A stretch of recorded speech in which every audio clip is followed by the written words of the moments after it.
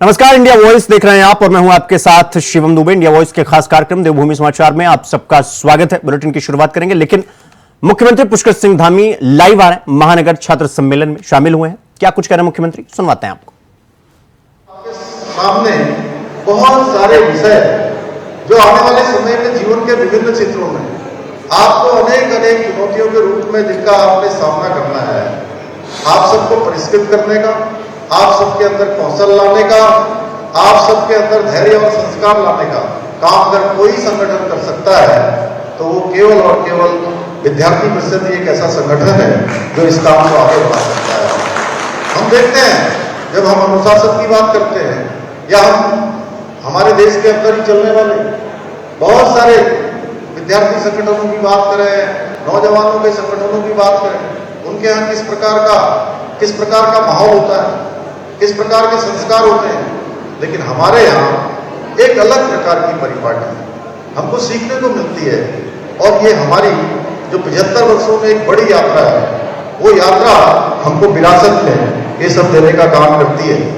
भाइयों बहनों, स्वामी विवेकानंद जी के आदर्शों पर चलने वाला हमारा ये संगठन विगत 7 दशकों से पूरे देश में छात्र और छात्राओं के बीच में छात्र हित और राष्ट्र हित की जो भावना है, उस भावना को मजबूती देने का काम कर रहा है। उनके अंदर राष्ट्र प्रेम की भावना, समाज के लिए कुछ करने की प्रेरणा देने का काम विद्यार्थी परिषद कर रहा है। स्वामी विवेकानंद जी के विचारों से प्रभावित होकर व्यक्ति निर्माण से राष्ट्र निर्माण का कार्य करने वाला इस संगठन का कार्यकर्ता होने का मुझे भी सौभाग्य प्राप्त है। मैं अपने लिए भी सौभाग्य की बात मानता हूँ कि बहुत सारे आज समाज में मैं अपना कुछ योगदान कर पा रहा हूँ। तो मैं सच बताऊँ तो आप सबसे कहना चाहता हूँ कि उसमें जो विद्यार्थी परिषद का मेरा विद्यार्थी जीवन है, उसकी बहुत महत्वपूर्ण भूमिका है। उस दौरान जो हमने तमाम अपने शिक्षकों से, अपने वरिष्ठ लोगों से जो तमाम प्रकार की शिक्षा मिली, संस्कार मिले, वो संस्कार आज हर एक जीवन में आने वाली चुनौतियों को, आने वाली परेशानियों को, कठिनाइयों को आसानी से आत्मसात कर आगे बढ़ने का एक हमको मार्ग देते हैं। विद्यार्थी परिषद ने युवा पीढ़ियों के मन में सदैव देश प्रथम की भावना को जागृत करने का काम किया है कि हम सब लोग ऐसे विचार से प्रेरित होकर काम करते हैं जहां राष्ट्र प्रथम है, संगठन द्वितीय है और व्यक्ति का अपना हित अंतिम है। इस प्रकार का संगठन अगर दुनिया के अंदर कोई है तो वो हमारा ही संगठन है।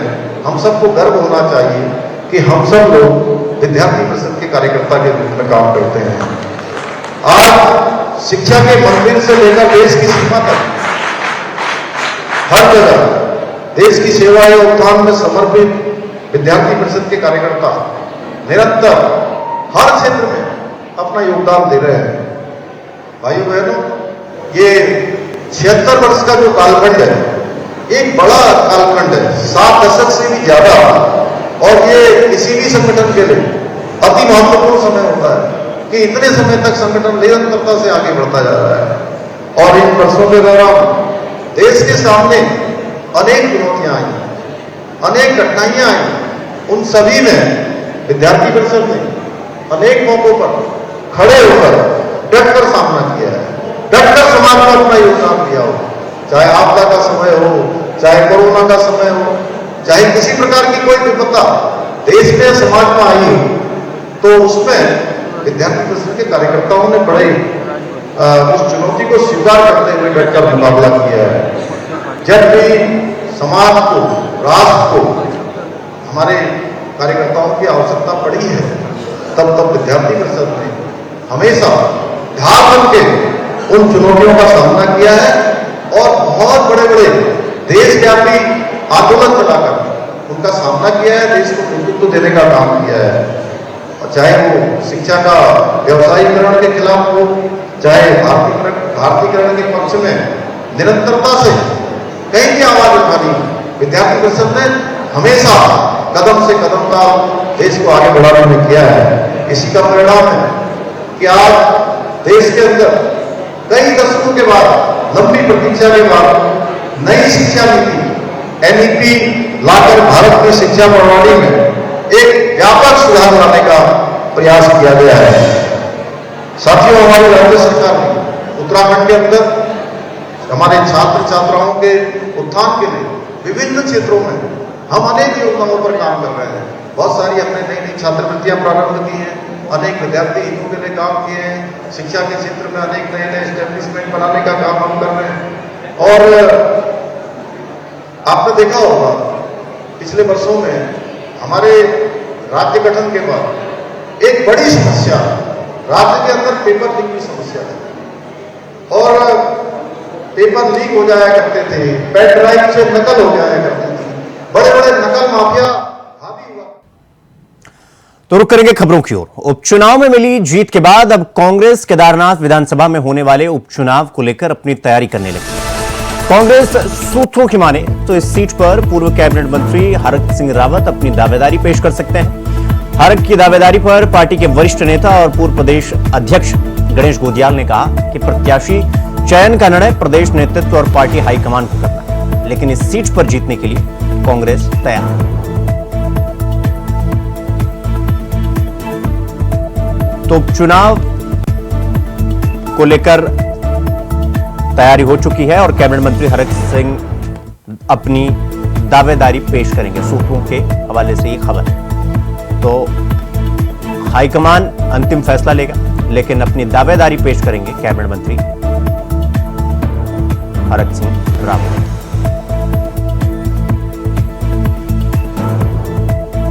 तो हरक सिंह रावत दावेदारी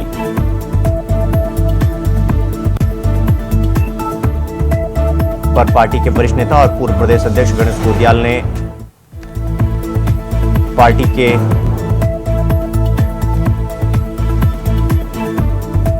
तो चुनाव को लेकर तैयारी तेज हो गई है और कैबिनेट मंत्री हरक सिंह दावेदारी पेश करेंगे।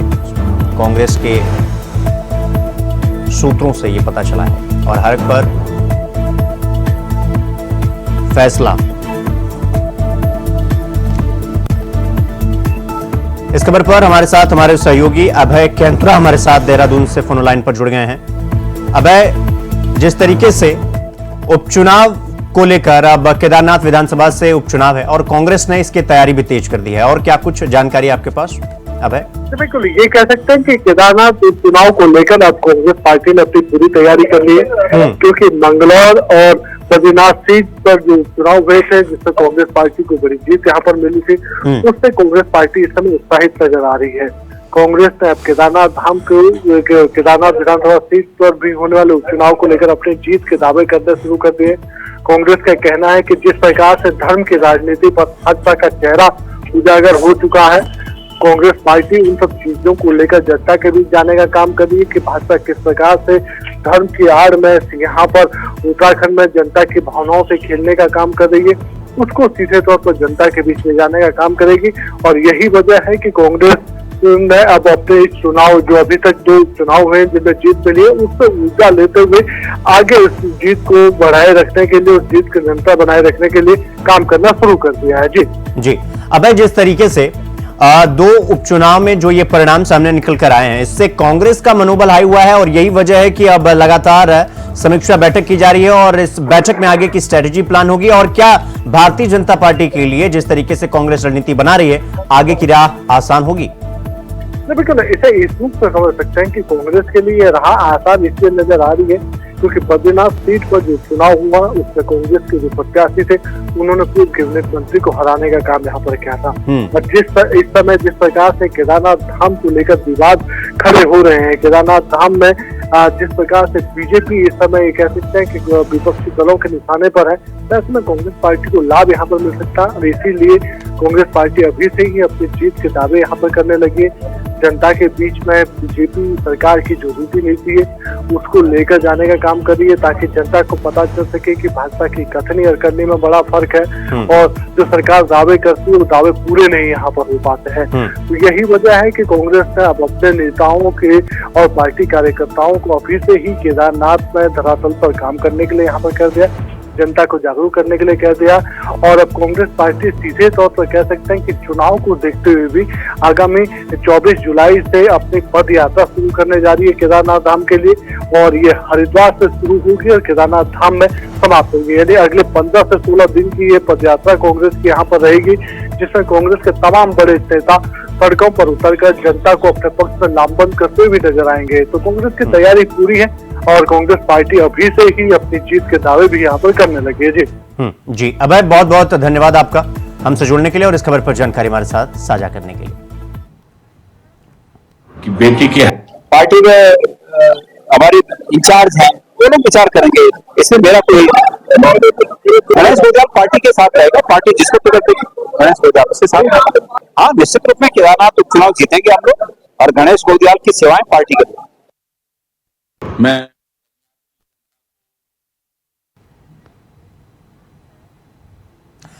तो अभी हाल ही में लोकसभा और विधानसभा उपचुनाव संपन्न हुए हैं। इसको लेकर हरक सिंह रावत ने यह कहा कि हम 2 कारणों से लोकसभा चुनाव हारे।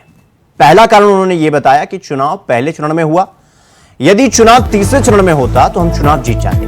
दूसरा कारण उन्होंने यह बताया कि अगर हमारे सीनियर नेता चुनाव लड़ते तो नतीजा कुछ और होता। हम लोकसभा चुनाव में 2 या 3 सीट जरूर जीतते।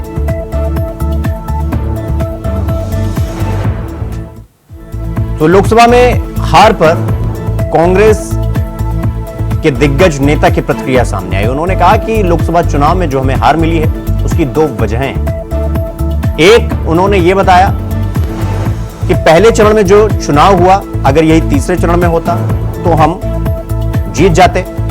और दूसरा जो मुख्य कारण उन्होंने ये बताया, तो किसी भी सरकार में रहकर जीतना बहुत मुश्किल होता है। एक बात मेरी अपने छोटे से बुद्धि से जो मैं सोचता हूं, 2 कारण बने। एक तो ये पहले चरण में चुनाव हुआ, तो जब तक माहौल जैसे इंडिया गठबंधन का माहौल पूरे देश में जो तीसरे चौथे चरण के बाद बना, अगर यही चुनाव अगर तीसरे चौथे चरण में होता तो उत्तराखंड में कांग्रेस जीतती। 5 सीटें तो नहीं जीतती, 2 या 3 सीटें हम जीत सकते थे। नंबर 2, अगर हमारे सीनियर नेता, मैं किसी का नाम नहीं ले रहा हूं, वो चुनाव लड़ते तो भी कुछ बात ही अलग हो। ये 2 कारण सबसे बड़े जो चुनाव हमारे, आप सोचो ना, लोकसभा चुनाव के बाद बद्रीनाथ उपचुनाव हुआ, मंगलौर उपचुनाव हुआ। उपचुनाव तो किसी भी सरकार में रहकर जीतना बहुत मुश्किल होता है। तो रुक करेंगे अगली खबर की ओर। मुख्यमंत्री पुष्कर सिंह धामी के निर्देशों के अनुपालन में उत्तराखंड राज्य आपदा प्रबंधन प्राधिकरण आधुनिक तकनीक वाले राहत और बचाव उपकरणों की खरीद करेगा। सचिव आपदा प्रबंधन विनोद कुमार सुमन के सामने यूएसडीएमए भवन में एक निजी कंपनी ने कई प्रकार के उपकरणों का डेमो दिया। इनमें underwater robot, laser camera और फुलाकर बनाया जाने वाला रेस्क्यू सेंटर, सर्च ऑपरेशंस के लिए अत्याधुनिक कैमरा जैसे उपकरण शामिल।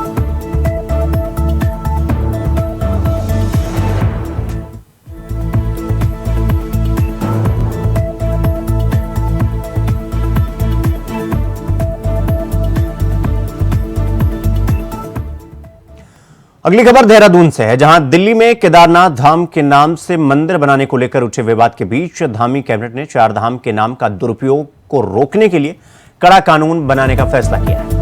बीजेपी प्रदेश अध्यक्ष महेंद्र भट्ट का यह कहना है कि देवभूमि के देवतुल्य स्वरूप को बनाए रखने के लिए सीएम धामी के योगदान को जनता हमेशा याद रखेगी। उन्होंने धामी सरकार के फैसले को ऐतिहासिक बताते हुए कहा कि मंदिर बनाने के लिए कहीं भी रोक नहीं है, लेकिन उत्तराखंड के 4 धाम और मंदिर के नाम पर कैबिनेट का निर्णय सराहनीय है। आपको यह बता दें कि यदि कोई व्यक्ति इन प्रसिद्ध और पवित्र धामों से मिलते जुलते नामों को लेकर मंदिर या धाम बनाएगा तो सरकार उस पर कड़ी कार्रवाई करेगी।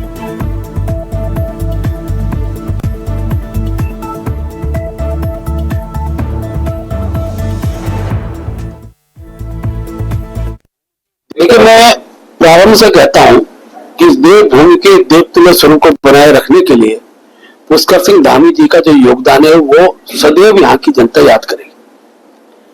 कल का ऐतिहासिक निर्णय हुआ है, मंदिर बनने पर कहीं रोक टोक नहीं। सरदार के हिसाब से व्यक्ति अपना मंदिर, अपने आराध्य देव का मंदिर बना सकता है, लेकिन क्योंकि उत्तराखंड के 4 धाम, बद्रीनाथ धाम, केदारनाथ धाम, गंगोत्री धाम, यमुनोत्री धाम, इस धाम के नाम पर धाम जोड़ते हुए मंदिर के नाम पर जो कल कैबिनेट ने निर्णय लिया है कि इस प्रकार की अनुमति किसी को नहीं दी जाएगी, मैं इस निर्णय का स्वागत करता हूं। मुझे पूरा विश्वास है कि उत्तराखंड के अंदर जितना पंडित समाज है, पुरोहित समाज है, संत समाज है, ये इससे बहुत संतुष्ट। वहीं मुख्यमंत्री पुष्कर सिंह धामी की अध्यक्षता में आयोजित कैबिनेट बैठक में चारों धामों और अन्य प्रमुख मंदिरों के नाम से समिति का गठन किया जाने के विरुद्ध कड़ा कानून बनाए जाने के फैसले का अखिल भारतीय अखाड़ा परिषद ने स्वागत किया है। इसी विषय पर अखिल भारतीय अखाड़ा परिषद के अध्यक्ष श्री महंत रविंद्र पुरी से खास बातचीत की है हमारे संवाददाता विकास चौहान ने। सुनिए। मेला अब शुरू होने को है। मेला शुरू होने से पहले ही एक विवाद या एक चर्चा बाजार में है। चर्चा है कि जो भी अब दुकान लगाएगा, रेस्टोरेंट लगाएगा या ढाबा खोलेगा, उसको अपनी दुकान के बाहर अपना नाम लिखना होगा। शासन द्वारा जिस तरह से ये फैसला लिया गया है, क्या कहना है साधु संतों का, इस पर हम चर्चा करेंगे आज अखिल भारतीय अखाड़ा परिषद अध्यक्ष के साथ। अध्यक्ष जी, सबसे पहले आपका स्वागत है। और किस तरह से देखते हैं आप, जिला प्रशासन ने एक फैसला लिया है सावन के महीने में? आकाशे तारकम लिंगम पाताले हाटकेश्वरम मृतलोके महाकालम सर्वलिंगम नमोस्तुते। जिला प्रशासन ने जो ये निर्णय लिया है, मैं तो इतना प्रसन्न हूँ, मैं उनको इतनी बधाई देना चाहता हूँ जिन व्यक्तियों ने ये सोचा है। मैं समझता हूँ वो वाकई पक्के सनातनी है और बहुत अच्छा निर्णय है। और ये सब जो है भगवान शंकर के हित में है। सावन का महीना है, सावन में हमारे आप देखिए पूरा यूपी, हरियाणा, राजस्थान, आप इसी को मत देखिए, मैं समझता पूरा हिंदुस्तान यहाँ पे जल लेने आता है।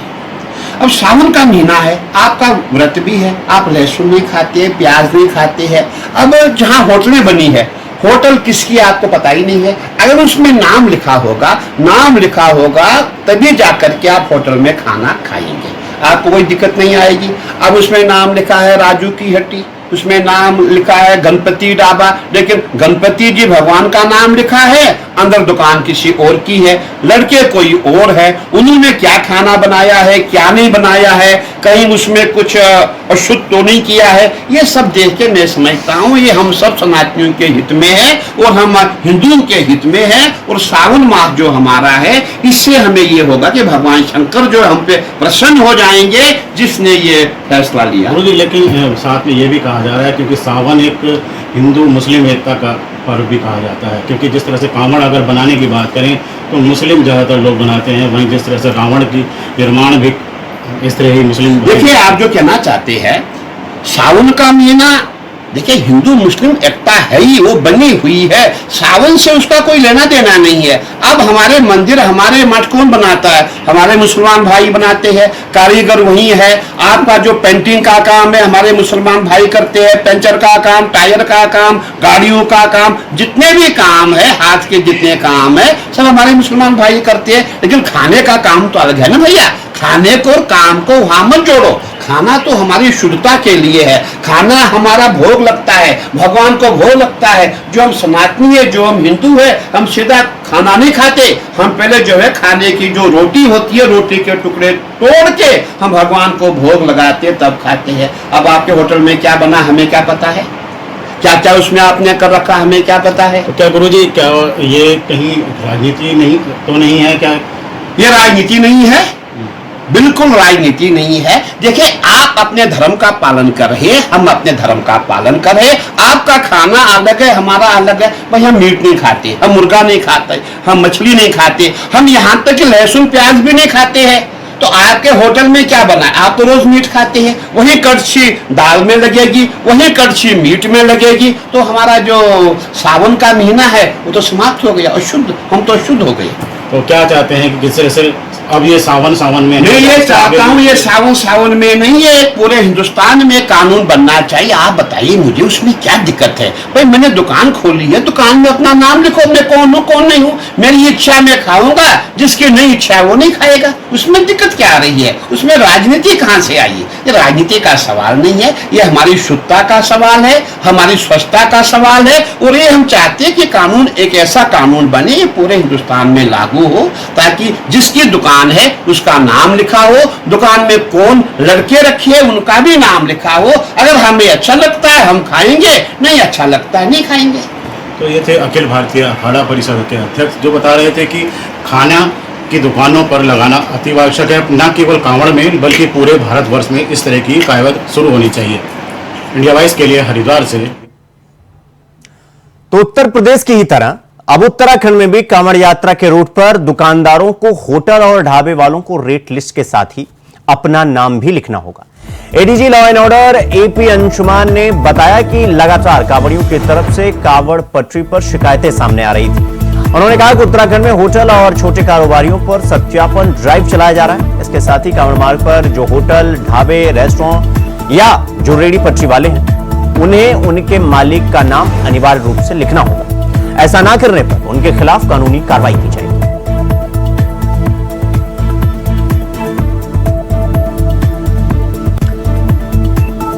तो उत्तर प्रदेश की ही तर्ज पर कांवड़ यात्रियों का जो रूट है, उस पर जो दुकानें हैं, चाहे वो होटल हो, रेस्टोरेंट हो या फल हो या रेडी हो, कुछ भी हो, जो भी दुकानें लगाई गई उस पर मालिक यानी स्वामी और स्वामित्व दोनों का नाम, पता, सब कुछ लिखना अनिवार्य है। और ADG law and order Uttarakhand उन्होंने ये सख्त आदेश दिया है कि नाम लिखना बहुत जरूरी है। नाम नहीं लिखा गया तो कार्रवाई की जाएगी। स्थिति पैदा नहीं होगी। देखिए, ये चूंकि कांवड़ यात्रा मार्ग पे आपने देखा होगा विगत वर्षों में भी और इस साल भी छोटी छोटी बातों को लेकर विवाद हो जाता है। जैसे कल प्याज लहसुन को लेकर वाले खाने को परोसने को लेकर के विवाद हो गया था। तो इस तरह के ये विवाद तभी हो जाता है जब रेट लिस्ट नहीं लिखा रहता है। पता चला कि कोई सामान खरीदा किसी ने और उसका एग्जॉर्बिटेंट रेट पे पैसे मांग लिए गए, उसको लेकर विवाद हो जाता है। कई बार ये पता चला कि जो प्रोप्राइटर है वो किसी दूसरे धर्म का या कहीं से है, तो इस तरह की सिचुएशन पैदा हो जाती है जो एक लॉ एंड ऑर्डर सिचुएशन में क्रिएट हो जाती है। तो उस सबको देखते हुए एक वेरिफिकेशन ड्राइव भी चलाया जा रहा है और सबको ये निर्देशित किया गया है कि जो भी लोग जिनके नाम पे मिला है उनको ठेका, वो अपने नाम डिस्प्ले करें साथ में, जिससे कि हमें मालूम रहे कि कौन सी व्यक्ति है। इसमें कोई एंटी सोशल एलिमेंट तो नहीं है, एंटी नेशनल एलिमेंट तो नहीं है जो वहाँ हमारे इसको उसमें ब्रेकिंग डालने का प्रयास कर सकता है। तो उसी के तहत ये हम लोग कार्रवाई कर रहे हैं और उसमें कोशिश यही है कि सभी लोग आइडेंटिफाइड हो, वेरीफाइड हो और एक रेट लिस्ट वहां पर है, जिससे कि कांवड़ियों के मन में जहां पे जिनको सामान खरीदना है, खाना पीना है, वो अपना करेंगे, लेकिन कोई विवाद की स्थिति पैदा नहीं होगी। देखिए, ये